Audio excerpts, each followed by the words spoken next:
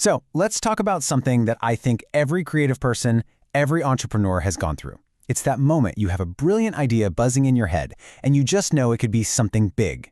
Today, we are going to break down exactly how you take that idea and turn it into a solid, real-world business plan. We're going to go from what if to what's next. You know the feeling, right? That spark, that one idea for a business or a project that just grabs you and absolutely will not let go. But then, reality hits. And the big question is, now what? You have the idea, but where do you even start? Well, that's the gap we're going to close today. The path from a great idea to a real successful business can feel super complicated, but it always starts with a solid blueprint. Okay, so here's our game plan for this explainer. We've mapped it out like a founder's journey. First, we'll go from that initial spark to a real idea. Then, a super important reality check with market research. After that, we get our hands dirty building the business blueprint itself. Then we'll talk about how to handle the risks that will inevitably pop up. And finally, we'll put it all together into your roadmap for success. All right, let's kick things off with section 1, from spark to idea. This is that very first stage, taking that raw concept and really figuring out if it has legs. Look, right from the very beginning, every single idea has to pass one major test. It's not just about how cool it is or how innovative it seems. The very first hurdle you've got to clear is asking, is this financially viable? Can this actually make money and sustain itself as a business? So, how do you validate that spark? You have to ask yourself some tough questions. Is there a real need for this in the market? Is it even feasible to create what you're imagining? What about resources and money? Are there any laws or regulations you need to know about? And who exactly is your target market? Answering these honestly is your first crucial reality check. Okay, so let's say your idea passed that initial gut check. Now we're moving on to section 2, where we do a deep dive reality check. It's time for market research. This quote just nails it. Good research isn't about trying to prove you're right, it's about discovering the truth.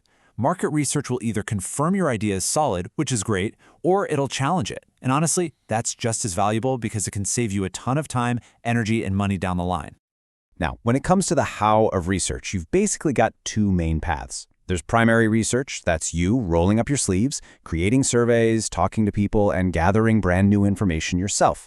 And then there's secondary research, which is all about using information that's already out there.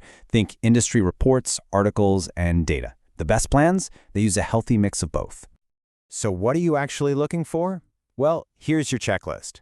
You need to get a feel for the market size. Is it big enough to even support another business? What are the current trends?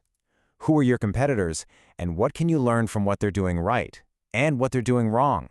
You've also got to think about ethical and cultural stuff and keep an eye out for any new markets where you might find a hidden opportunity.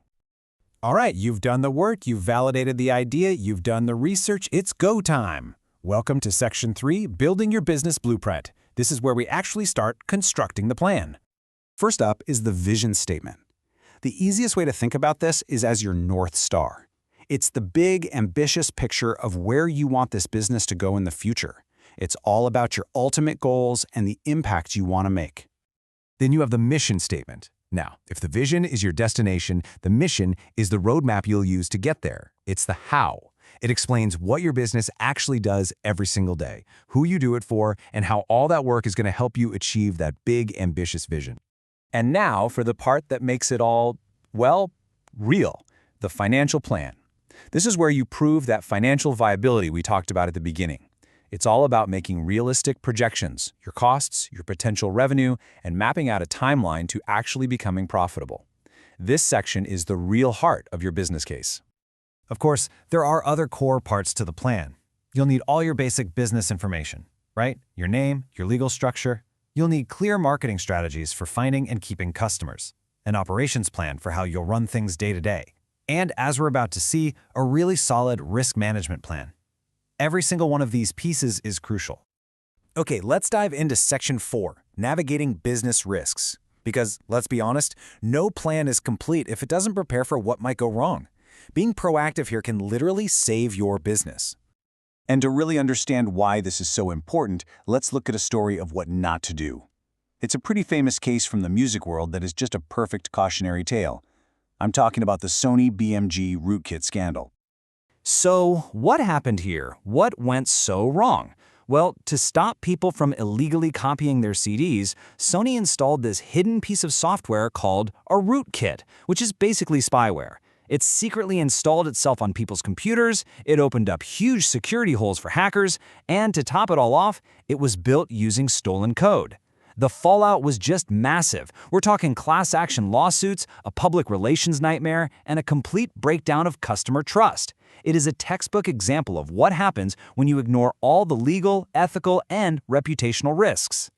So how do you avoid a disaster like that one? It really boils down to this simple three-step process. First, you have to actively identify your risks. Think about everything, from competitors to the economy to legal issues.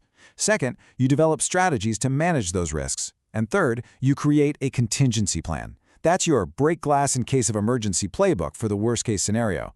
Remember, this is about being prepared, not paranoid. And that brings us to our fifth and final section, your roadmap to success.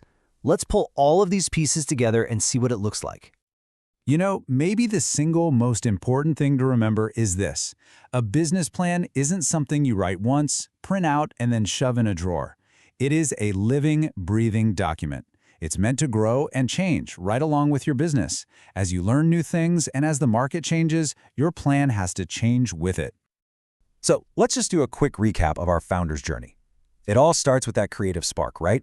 But you have to validate it with real research. Then you build that clear, comprehensive blueprint. You have to anticipate and plan for the risks that are out there. And then finally, you execute, you adapt, and you work to bring that incredible vision of yours to life. In the end, this whole process isn't just about gathering information, it's a launchpad. The journey from a simple idea to real-world impact starts right now, with just one action. So the final question really isn't for me, it's for you. What's your first step?